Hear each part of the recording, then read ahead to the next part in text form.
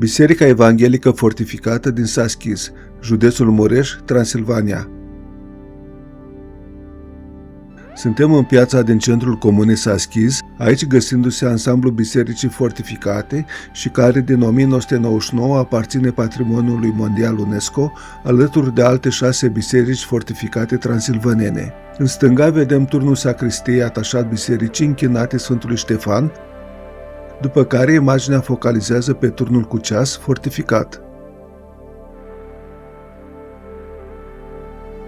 Pe dealul din apropiere zărim cetatea de refugiu, denumită anterior Cetatea Țărănească, datând din secolul XIV și aflată într-o fază finală de restaurare. Ansamblul ecleziastic a fost construit în anii 1493-1525 ca biserică parohială, comunitatea săsească primind ajutor în bani și reduceri de taxe și alte obligații. Biserica se caracterizează printr-o dublă funcționalitate, religioasă și de apărare. Prin porticul nordic construit mai recent, secolul XIX, și apoi prin portalul decorat cu ancadramente din piatră, intrăm în biserica alcătuită dintr-o sală și un cor alungit, având sacristia pe latura sa nordică. Vedem tribuna sudică, amvonul, corul cu terminație poligonală și apoi arcul de triumf care separă nava de cor. Bolțile semicilindrice sunt decorate cu nervuri din teracotă. Tribuna nordică și portalul nordic. La colțurile laturii vestice sunt turnulețe cu scări în spirală spre etajul de apărare, iar la mijloc portalul vestic, flancat de scările de lemn care urcă la tribună. Orga a fost construită în 1786 de Johannes Brause și renovată în anul 2024. Biserica, în ansamblu, a fost renovată în anii 2000-2010.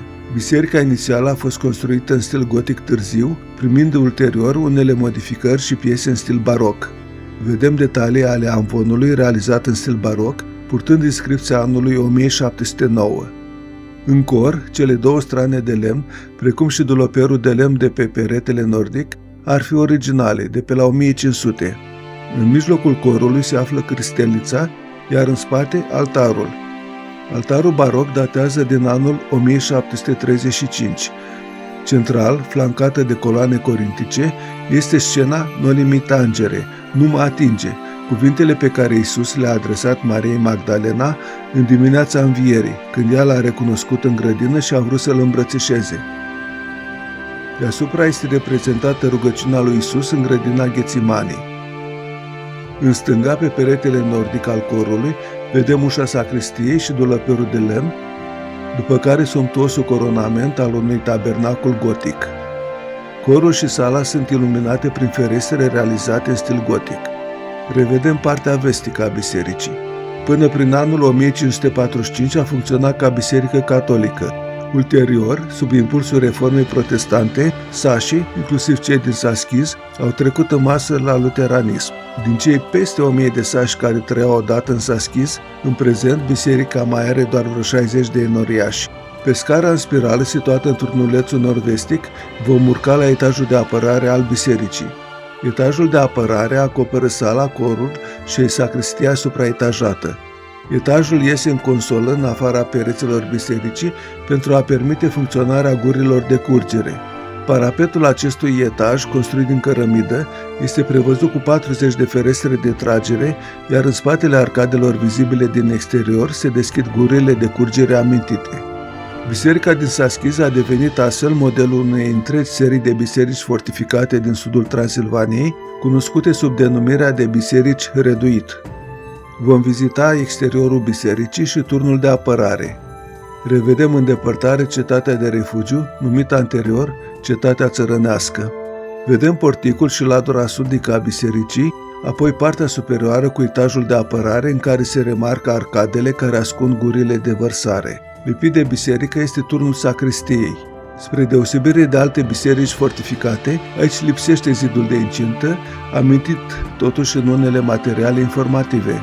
Foarte interesant, cercetările arheologice din perioada 1999-2010 au dus la concluzia că ansamblul bisericesc a fost construit pe un loc gol, într-o singură etapă și nu pe locul unor biserici anterioare în stil romanic sau chiar cistercian. Vizităm turnul de apărare, ale cărui etaje superioare sunt transformate în spații expoziționale. Pereții de la baza turnului au o grosime mare, de 3 metri. Probabil că inițial accesul în turn până la etajul 2 se făcea numai prin tunelul cu trepte construit în grosimea zidurilor. Aici, la etajul 2, vedem capătul tunelului. Având ca model turnul cu ceas de la Sighișoara, în anul 1677, acest turn a fost supraînălțat și transformat în clopotniță.